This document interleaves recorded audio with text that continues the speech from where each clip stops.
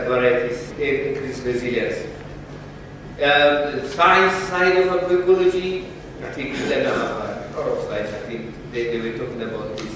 After pesticide plants work are cost effective and sustainable and safe. We are introducing a new ways of preparing pesticides through the concoction of plants as a AFSA program. It's working, and we can talk about it as well. Increase more share in practice. In terms of practice, farmers are using range of practice. By the way, we are training farmers on biofertilization. The training is happening with Sky. The Sky is doing it in Southern Africa. AFSA is coordinating this in Eastern and West Africa. And we are developing now a bigger program to really train farmers on developing high quality compost, and high quality bokashi, this kind of materials. And without even us pushing it, it's spreading well in Africa. So we want to increase that, social movement. And my last slide is go through the other two slides. I think they'll be important. Okay. In terms of social movement, AFSA is a social movement. Our advocacy is focused on basically on the regional economic commissions like ECOWAS, and also at the African Union level. But on ground also we encourage social movements, Farmers Association and Leadership of Farmers Association, rural women groupings. We encourage that we increase their capacity. So agroecological practices would allow you to do that. Then we asked another question, in answer to the previous question that we asked. How do you compare agroecology with the other kinds of production systems in relation to the Sustainable Development Goals? So we did analyze 50 cases from 22 African countries, and this is the result. Basically, as you can see, out of the 17 Sustainable Development Goals, agroecology can help us achieve 11 of them. I presented this at Yale University in the US, and the students said, why not do all of them? And I had no answer, honestly. So it can touch all of the Sustainable Development Goals. So AFSA, we are doing 4 flagship programs to promote agroecology at a higher scale. We have started a campaign on climate change. The national action plans, most of the national action plans at the country level are not integrating the agroecology, so we are campaigning to integrate agroecology in the national action plans and in other UNFCCC related policy spaces. We have started the process of producing African food policy. This is a very, very critical exercise. In Europe, they took them 3 years, and we roll it out in for 4 or 5 years. The food policy initiative is a huge initiative. We have to do it with a lot of actors. Biofertilizers for healthy life and ecosystems. We are developing at least $2 million, $3 million project to practice that in 15 African countries to increase the level of agroecology in Africa. And also, we have seen a lot of agroecological products in Africa. We don't know them. We don't know their extent. We just want to map it, at least in 10 African countries. And after that, we want to look for support for these products to encourage them to produce more. Thank you very much. There was a marathon. Thank you so much. And before we get into questions for Dr. Million Bile, can I ask Gideon or the one that to identify himself? Is Gideon in the room? So this means more time for the next 2 presenters and for the discussion following Dr. Billy's excellent presentation. So questions, comments? We'll give maximum 2 minutes before we get to the next presentation if we were to go back to plenary 6:15. It's 1, 2.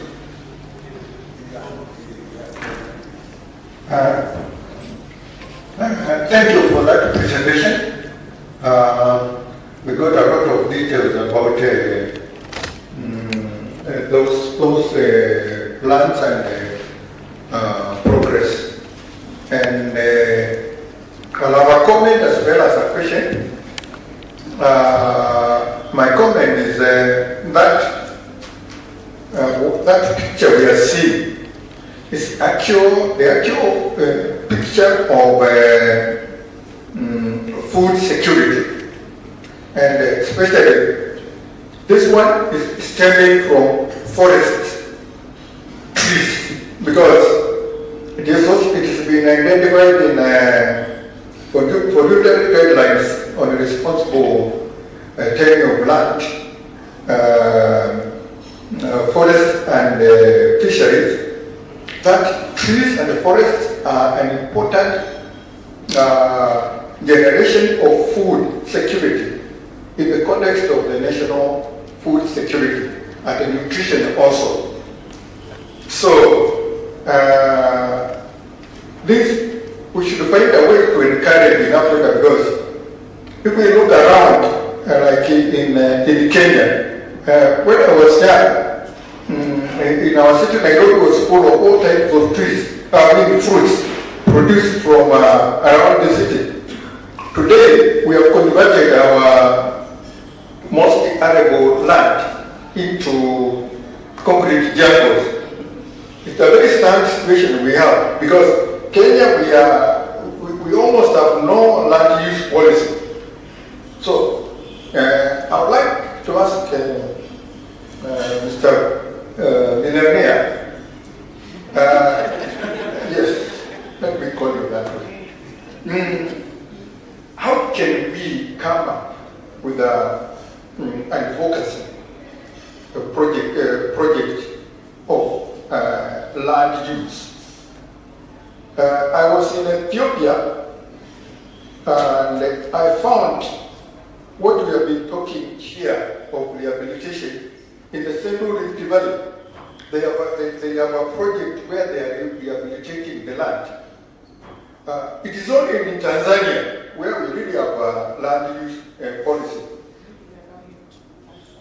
Yes. Because we're running out of time.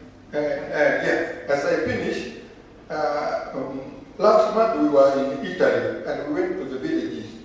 And I'm telling you, the Europeans, although their countries are small, but there's more space to produce food than us. So, what can we do? How can you guide us in African context so that we take care of our land? Thank you.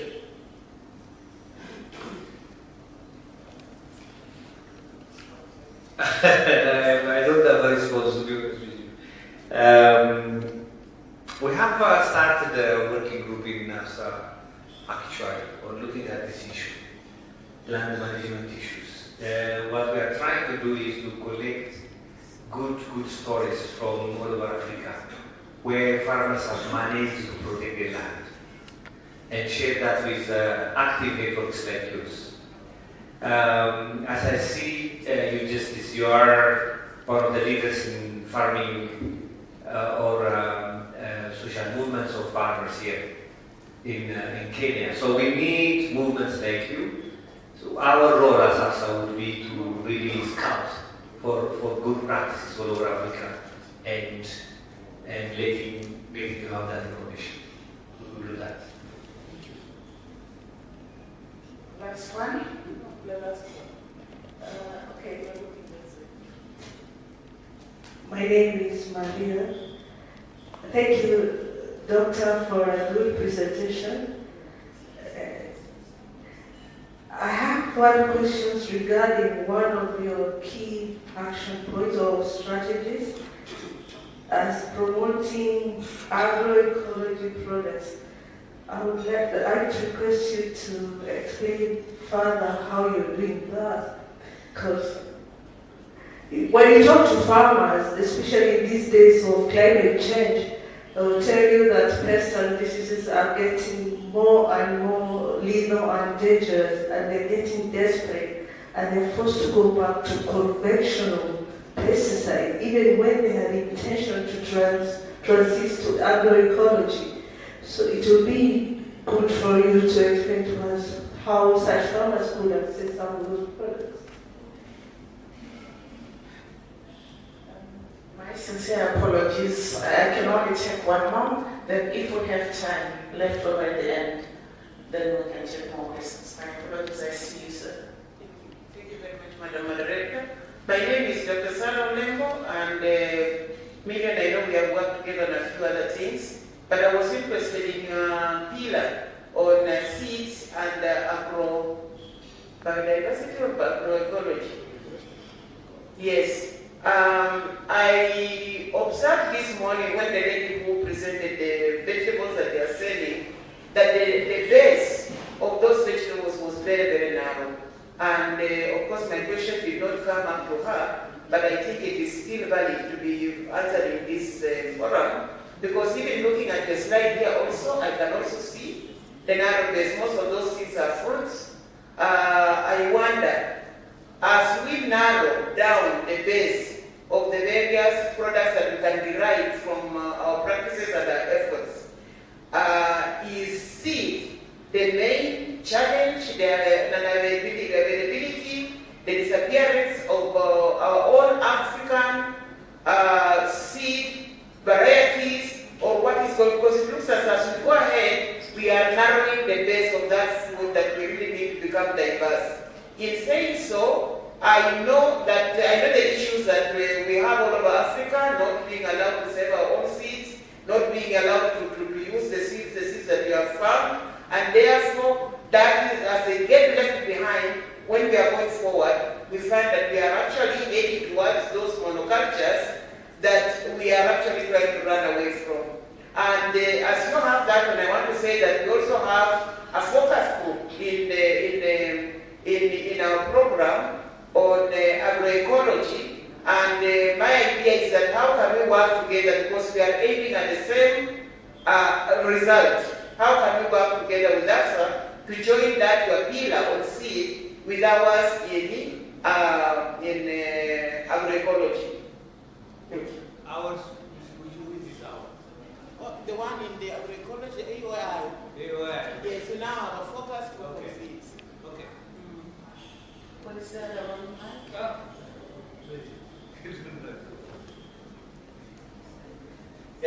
Very brief.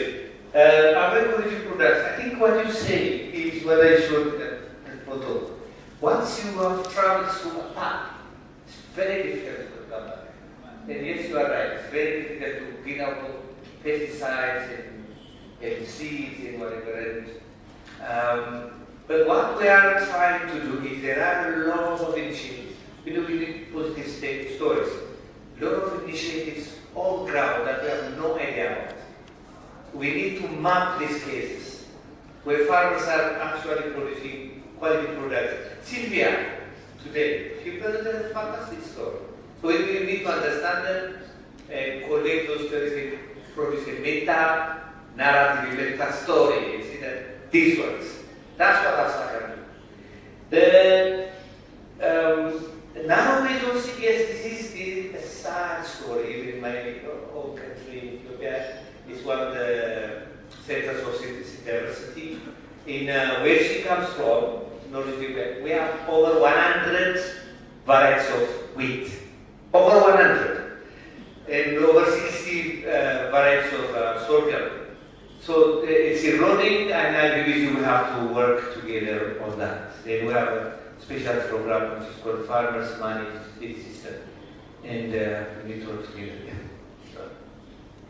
I feel better about cutting this interesting dialogue, but we have to proceed with the program. Now we call upon Dr. Silk Bolmon, who will talk about ban pesticide use in Kenya and urge the need to move towards sustainable You know I'm passionate about highly hazardous pesticides and all the work that FAO is doing. And I'm particularly interested because soon FAO will be launching a project with Kenya to phase out highly hazardous pesticides. So the floor is over to you.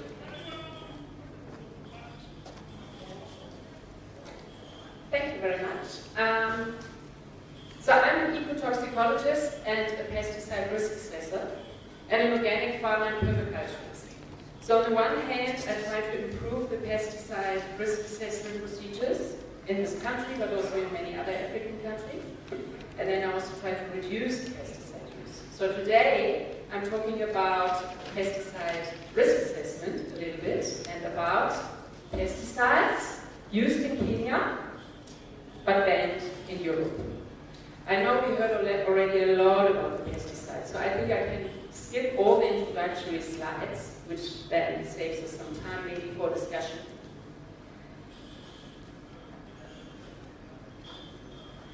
I think we heard already a couple of times we can't carry on with the usual business. This is just a quote in different words from Albert Einstein, which I like quite a lot. We can't solve problems by using the same kind of thinking we used when we created them. I think that fits very well on the urgent need to actually move towards more sustainable agriculture.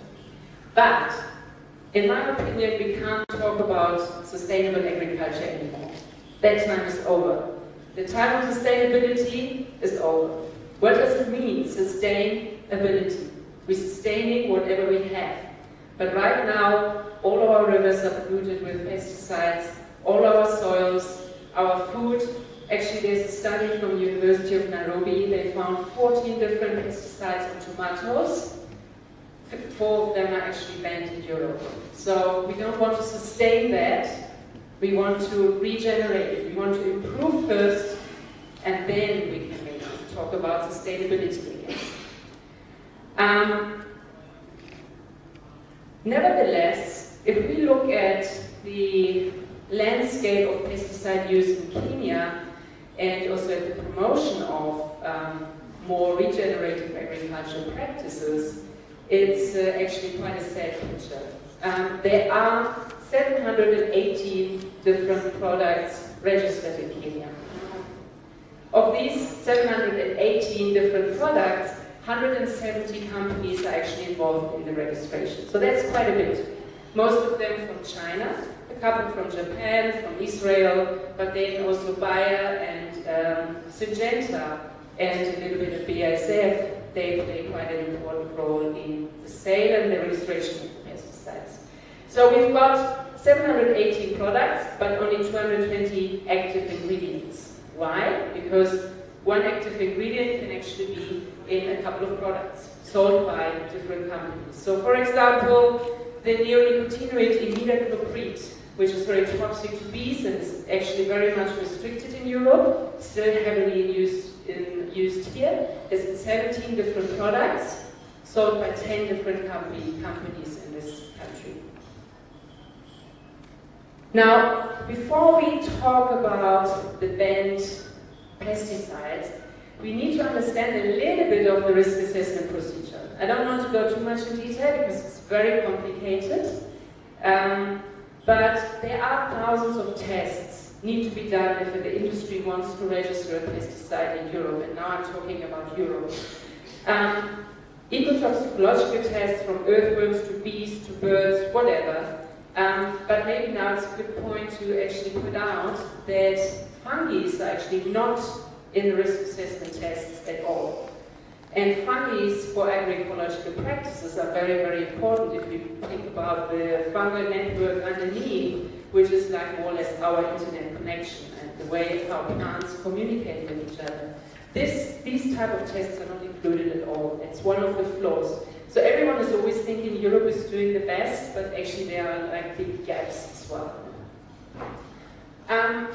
So all these tests are done, and then all these sort of results gonna lead into this framework. I'm not going to go too much in detail, but there is like within the risk assessment you do an exposure and an effect assessment. In the exposure for the new active ingredients, one actually needs to model. because we don't know how much pesticide or how much of this active ingredient is actually in the environment, because it's not being used, so it's modeled by computer models. So it's a predicted environmental concentration, and that's going to be compared then with some effect values out of these studies, out of these thousands of studies. If the exposure value, so the concentration in the environment, is higher than the effect, that means there's a risk, and then one needs to do further tests in terms of the industry. And by the way, the industry is doing the tests by themselves.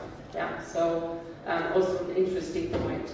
Now, so that means they need to do more complex studies.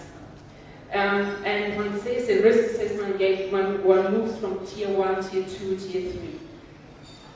I don't want to, again, I see confusing faces, so I'm not going to go too much in detail with it. But it's just important to realize that most of the pesticides being registered are going up to tier 4. And tier 4 means the prediction actually includes already mitigation measures. So they include already, in, for example, a 20-meter buffer zone, which reduces the concentration in the environment.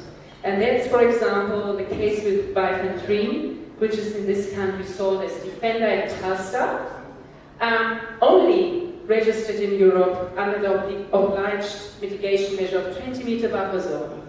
I haven't seen one single 20-meter buffer zone in Kenya. Farmers don't know about that. It's not on the label, there's no information. And it's very toxic to aquatic organisms. And if you look at this river system, which most of the rivers actually look like at the moment, you can imagine how many pesticides are actually in there. Another one which also went up to the highest tier is imidacloprid. I talked already about it, very toxic to bees. When it was still in use in Europe, it was only allowed to be used to be applied not in the morning, when the bees are out. There's a study from the Netherlands, from Altera, where they actually interviewed farmers in Kenya, most of them, when are they spraying? In the morning. No label information. We can't blame the farmer because there's no information for them. Okay, but now why are actually pesticides banned in Europe? There are two different concepts. Either there's so many results that you can act, 4 minutes. That you can actually ban this pesticide, or there's another concept which is called precautionary principle. If there's not enough proof that this pesticide is not facing any, posing any risk, you can withdraw it from the market. So these are the endpoints where they look at the criteria, the receptors, the operator, the bystander in terms of human health, very often women and children, and the consumer at the bottom, which is basically all of us. And for the environment, they look at earthworms, aquatic systems, bees, etc. Now, one of the central slides, we look now at all the 220 active ingredients being registered here in the country, and we use the categories from WHO of yes, there is an effect on cancer, yes, there is an effect on mutagenicity. We talked already a lot about EDCs, on reproduction, neurotoxicity, or possibly in light red, or proven no effect in light green, or no data in gray. So the worrying thing is that of these 220 active ingredients, there are actually quite a couple which have dark red color. So yes, there is a certain effect, it causes cancer. These shouldn't be on the market at all. They should be not here. The same as possibly. For me it's enough if it's possibly causing cancer. I don't want to have that on my tomato. And another worrying thing is the gray shades for the different effects is that actually no data are existent for these types of active ingredients. I'll skip that. Now, that's the other central slide, according to my title. If we look at these active ingredients, 150 are approved in Europe, 25 are not in the database, because probably the company didn't have any interest to register it in Europe. But then the most important thing, actually 50 of these 220, which is 25% being used here in this country, are banned in Europe. because they either causing cancer, reproduction, EDC, etc. Some of the examples I very quickly run through them is carbendazim in 8 different products, diazinon in 6 products, acethat in 4 products, paraquat in 7 products, imidacloprid in 17 products.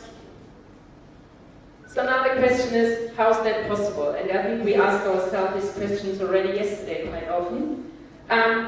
Industry very often is justifying, well, we're doing the training on safe use of pesticides. But just the recent guideline from the FAO states the first step is reducing pesticides. Second step is phasing out the HHP.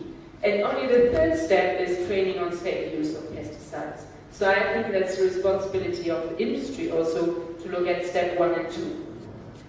Another thing is their double standards, which allows the industry to actually still export the chemicals to another country, even if it's banned in their home country. International legislation, not necessarily weak, but it takes a long time until you put a compound on the list for the Stockholm, Rotterdam or Montreal Convention. It also takes a long time to ban actually pesticides in Europe, but you can't imagine how long it will take on the international legislation level. And then we got non-existent national legislations. Hardly any capacity, no laboratory, no capacity in risk assessment, or hardly any capacity in risk assessment. Whenever I do training with registrars in different African countries, they tell me, we can't do further tests. We don't have the money, we don't have the capacity. But they could actually apply the precautionary principle as it is happening in Europe, because then it's the responsibility of the industry to do the tests, and not the responsibility of the importing country. Then there is no data on pesticide use, no monitoring data. We don't know how much is actually in our water, in our food, in our soil. So there's a very weak consumer protection. And I think we need to sharpen that one up. Now, and that's why I think there's a better need to actually move on an individual basis towards agroecology. So that's my back garden where I do actually permaculture at home, producing my own food, because I don't want to wait for government to actually phase out these pesticides, and I don't want to eat these on my food. So agroecology, permaculture, whatever you call it, I think is one of the short solutions. Thank you.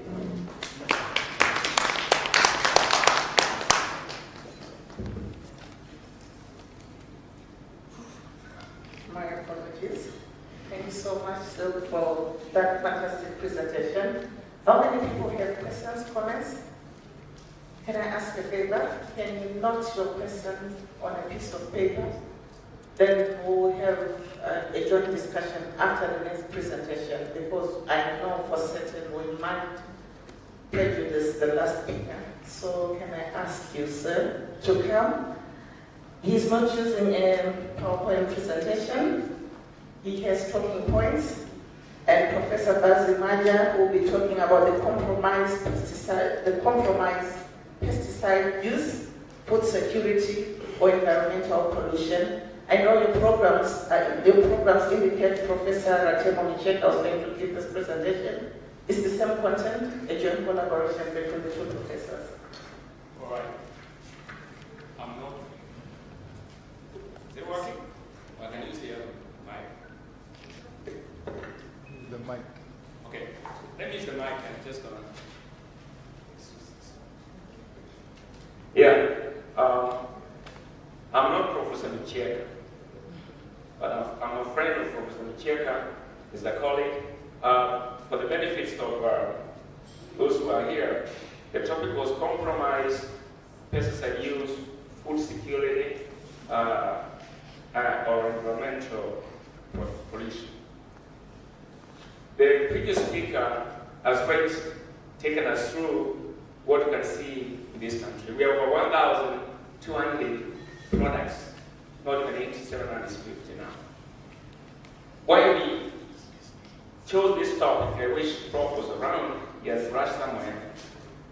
we're saying, you know, when one has read, there are many troubles. Am I going to eat it now? Am I going to eat it later? When one lacks bread, there's only one problem: empty stomach. When we listen to the previous speaker before came here, he talked about the world food availability, but is it equitably distributed? You know, we've got to think about that. Agriculture still remains the most important event in human history, and it's going to continue being so. When we talk about pesticide use and food security, pesticide use, we are worried about overuse, using a lot of it. Security, lack of it. Environmental pollution, degrading. So it's a balancing act in that direction. For the future of agriculture, for sure, I'm glad to see. I would say, let me not be without air prejudice. I've spent 15 years working on what Madame was talking about as a pesticide scientist. I spent another 10 years in the trade, and I spent the rest of my time working on projects, including Africa stockpile. So there's a lot of similarities. So the big challenge for us is called tools of increased production through sustainable, because the land is not going to increase whether we like it or not. For those of us who are Kenya's independence was 7-8 million people, today is 50. The land has not moved. My friends say they are going to the cities. So we've got to improvise somehow. So for us, we need to think about appropriate technologies. But these technologies should be cost-effective. But think about technology, think about it too. So for that smallholder farmer, farming is not a lifestyle, it's business. It's no longer business as usual, business as usual. So the whole process of the 60s, the 70s, the 80s, it changed a great deal. So we're going to think through a catalog of technologies that can help that farmer sustain production. A catalog that can make the farmer have a sustainable environment. If we talk about agroecology, I remember it's coming now, but it's always been there. We'll never forget, IPM still remains. Use of pest control products judiciously, carefully. We've got to read about biopesticides. I remember FAO and a few other countries 10 years ago, we got about 16, 17 biopesticides in this country. But it was the initiative of not only the outside, but the farmers, the man looked at that. Agroecology, water conservation. There's so millions of things that we need to think about. Right now, African Development Bank is working on what we call technologies for Africa's agriculture transformation. A few of the people are here, maybe one somehow, you're looking at it. We are looking at what your research has been doing, but I can tell you the key take-home message for you, whether you talk about no use, is the cost of developing technologies and getting those technologies out there for the smallholder farmer to benefit. So as we go home, let's not romanticize about certain things. Let's ask ourselves, are these technologies affordable? Are they available at the appropriate way they can be used to help the farmer? Putting the farmer first will help us to answer a few questions. But living in the silos will not help us build networks, because the resources are not there. If you will not give enough to do it, because you need to generate. The bigger challenge for Kenyans, we used to have what we call commodity levies that would help research. But now we have changed the systems to go to negotiate with the county government to get some more activities done. So the challenge is there. We got to balance it. We got to balance productivity. We got to balance environmental conservation. We got to balance safety, apart from food security. Thank you very much.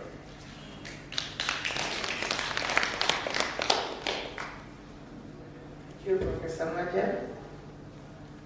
Now I open the session for questions and discussions for both Silk and Professor Michael. So I might have missed you, so if you don't mind, raise your hand so that I spot you. Thank you very much. My name is Joy Mutai. I have a question to the first presenter, and just take it as I've worked with the pest control program for a long time. Now I'm very concerned with the presentation because basically it was only last year that I came out of the board. But what you presented was not true in a number of cases. Like what happened in this country is when a product is registered, we are basically using Europe as our landmark. We say, is it registered in any other country with reputable risk assessment? If it is not, you don't.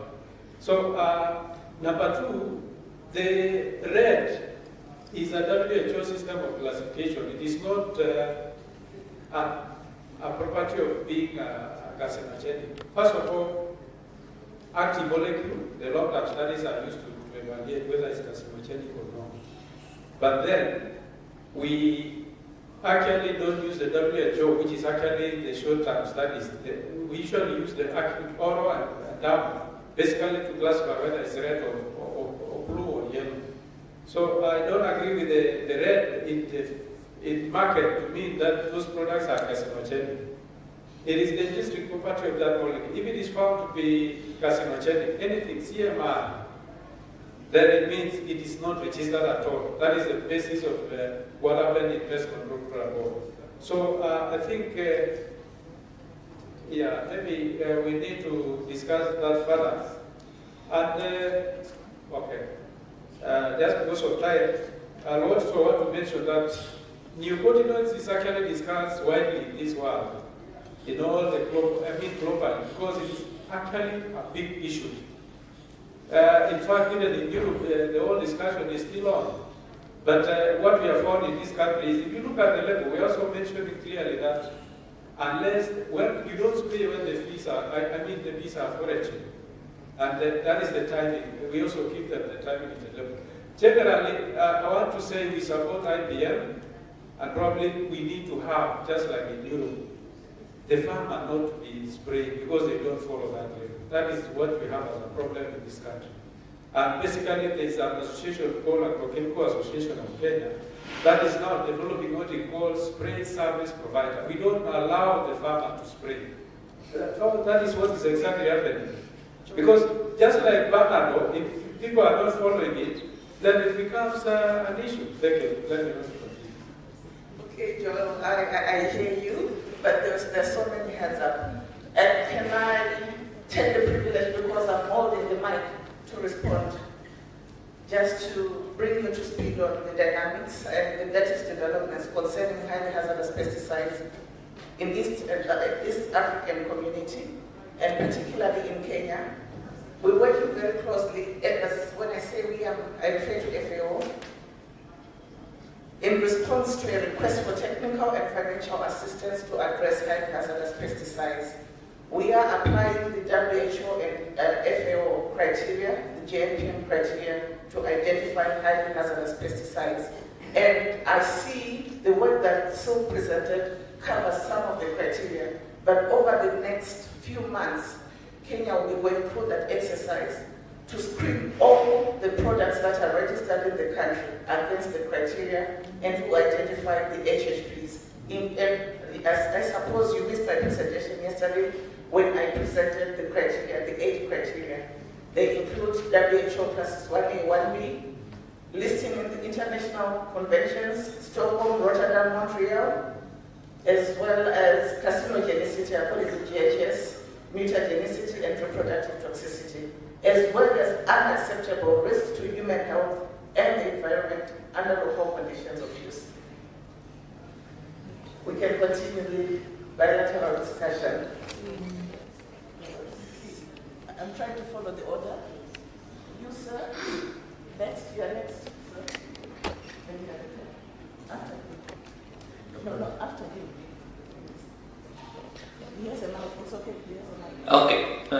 Thank you. My name is Ferdinand Wafula from a small non-government organization in Western Kenya called Biogarden Innovations. We are raising awareness to farmers on the dangers of pesticides and synthetic fertilizers, and I'm happy that the narratives that Milon was sharing with us, we are doing it practically on the ground and through linkages with AFSA.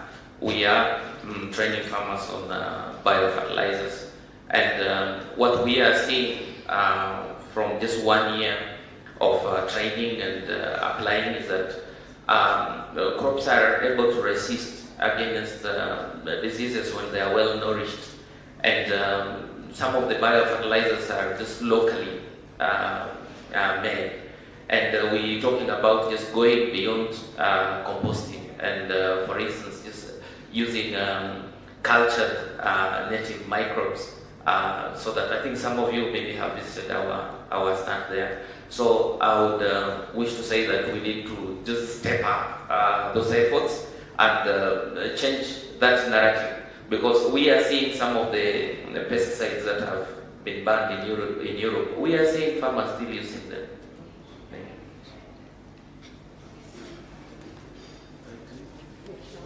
Thank you. My name is Timothy Olabili from Nigeria. I just want to give a sort of remark, not a question per se. We are talking about banning some of these chemicals or stop the use of those chemical fertilizers and that of synthetic pesticides.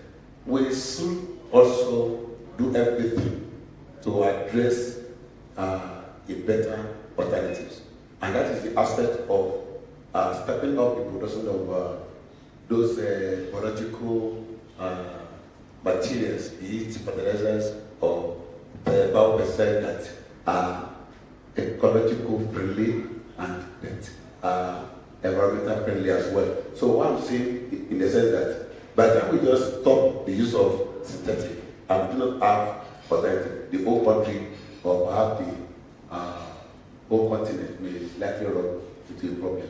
We should step up every alternatives to safeguard the production of our crops. Thank you. Thank you. Well noted, and I want to reassure you as I keep talking about highly hazardous pesticides, from the work that we've done globally, so far, particularly on the African continent, when we go through addressing HHPs, the 3 steps: identification, risk and needs assessment, and mitigation.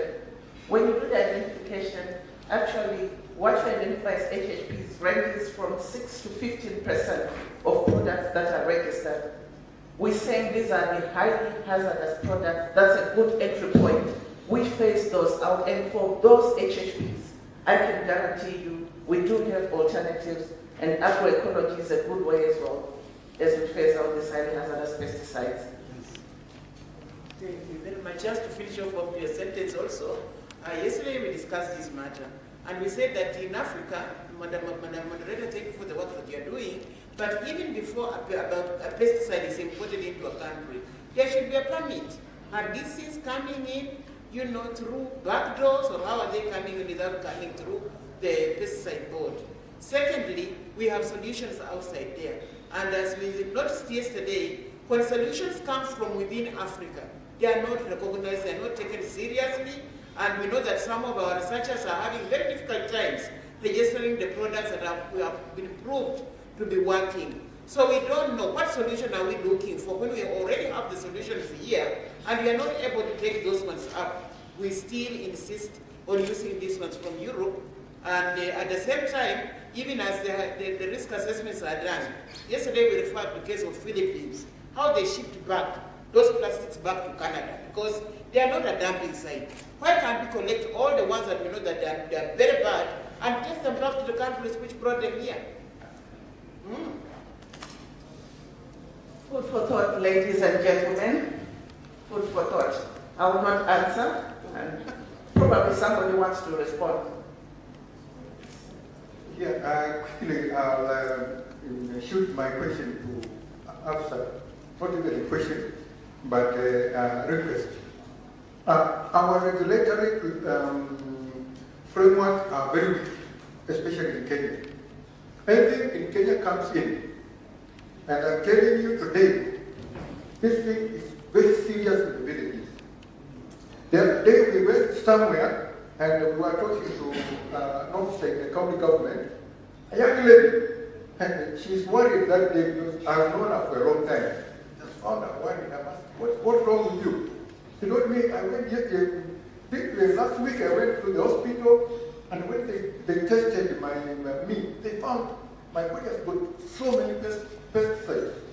And she was totally worried. Now, what the Dr. said there is very critical.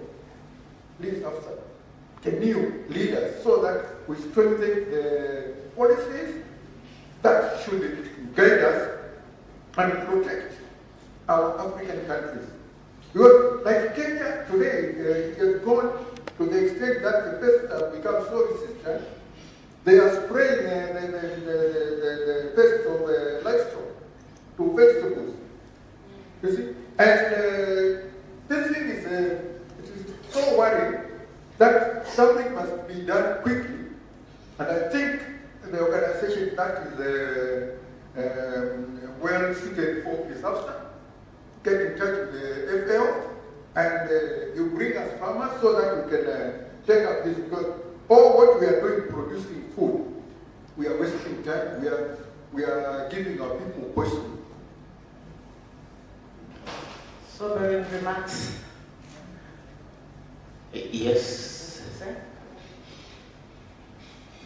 Good evening. My name is Eric Kimugui. Just want to express my comments on some of the presentations I've seen. Thanks for your presentation.